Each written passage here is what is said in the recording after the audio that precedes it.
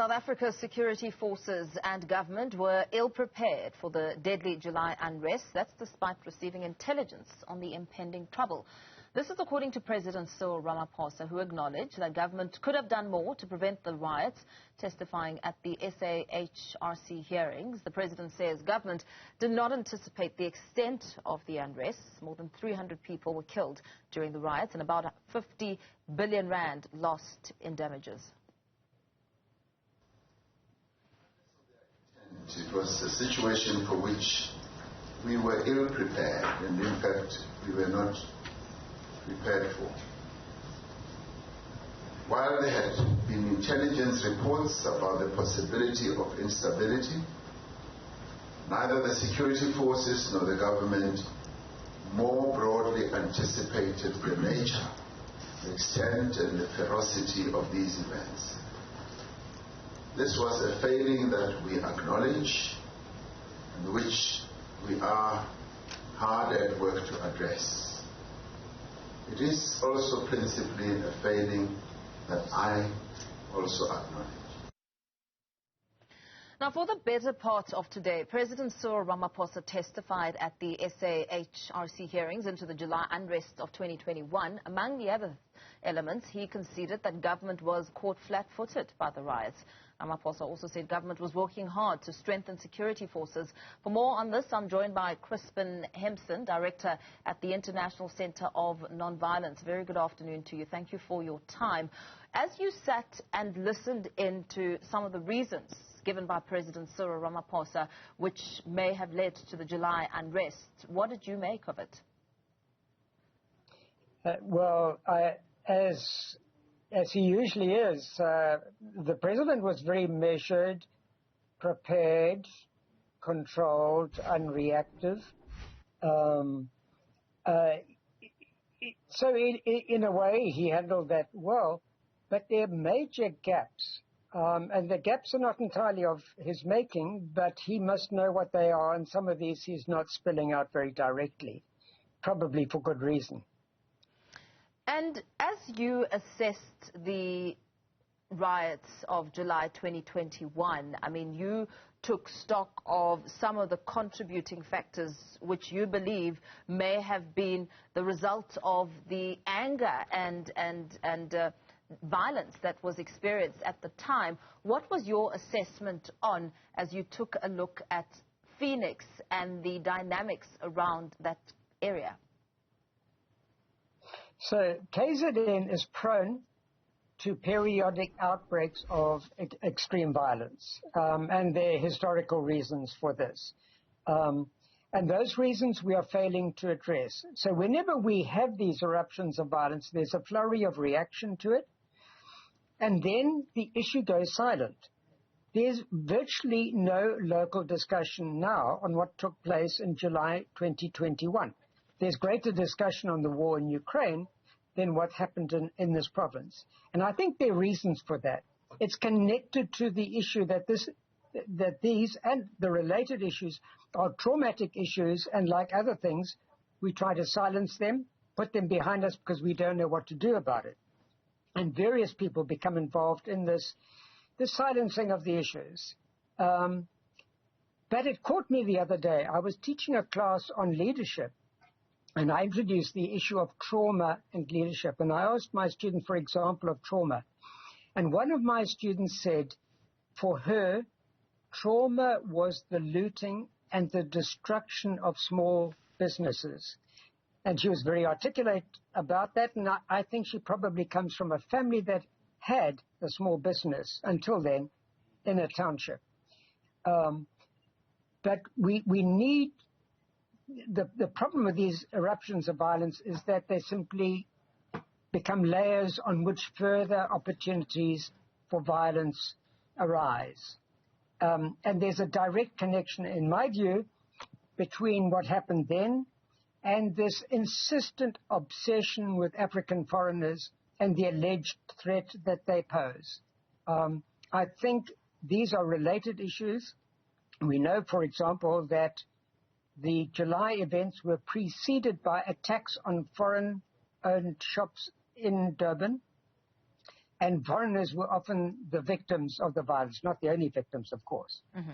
So government is not yet facing up to the nature of those problems, and there isn't a clear program on how to address them. I could say more about the policing issue, because I think SAPS was clearly a net contributor to the problem rather than part of the solution in July. I want us to expand on SAPS in just a short while, but what you said here was speaking to government not facing the nature of the problem. And in fact, there have been fears and concern that the humiliation of the unrest may be reproduced, that perhaps it's only a matter of time until we see what we saw in July reoccur. Yeah, and I think this issue of humiliation is something to think about. I have friends who were looters, I'm afraid to say, but the one said to me, you know, like, we did this, and then he said, but we felt ashamed. And I thought that was really interesting, that he felt ashamed of doing this. And there's that sense of that we are condemned to these eruptions of violence. And we must not escape the fact that these eruptions are extremely destructive, not just in personal human costs, but in economic costs. I mean, the impact on local businesses, the impact on the local economy was massive. And we do not yet have a clear program on how the next round of such eruptions can be prevented. You make mention of SAPS's role within this unrest, and we heard President Cyril Ramaphosa speak about government taking some decisions to strengthen police and intelligence, and also filling vacancies in state security and ensuring that the NSC meets every 2 months and that there are regular briefings on state security. What role do you think the South African Police Service has failed to fulfill, and as you say, that they may have perhaps exacerbated the situation? So Mary de Haas, who has been for many years, decades now, monitoring violence in this province, wrote the other day to the President on the issue of SAPS and the long history of politically motivated appointments, of factional battles within SAPS, and of evidence of active collusion at the time of the looting, as well as intimidation of police officers who wanted to do a professional job. So I think these are very serious. And her letter, which I think needs to be understood and publicized, really poses a challenge. It's not yet evident that we have moved past that situation. Until there is a thoroughly professional approach to policing, SAPS will be a net contributor to violence in the province. You speak of a change, and we know that we have just been introduced to the new National Police Commissioner, a very controversial post, looking at the history behind it. Are you confident that perhaps he may be the man to steer the police in the right direction? I don't have the sufficient information about him. I looked very briefly at his background.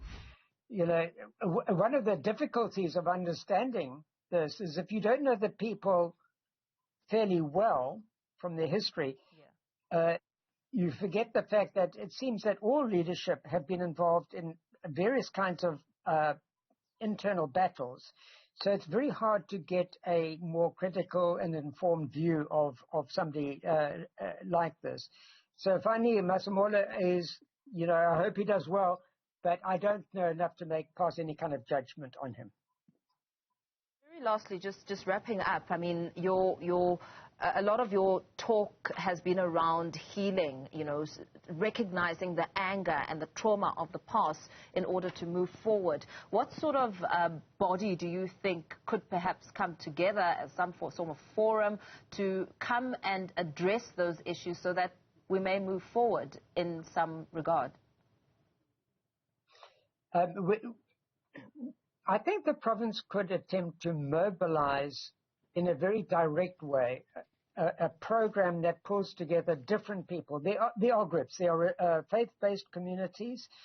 There are universities and people within them. There are people in the private sector who are willing to become involved in this.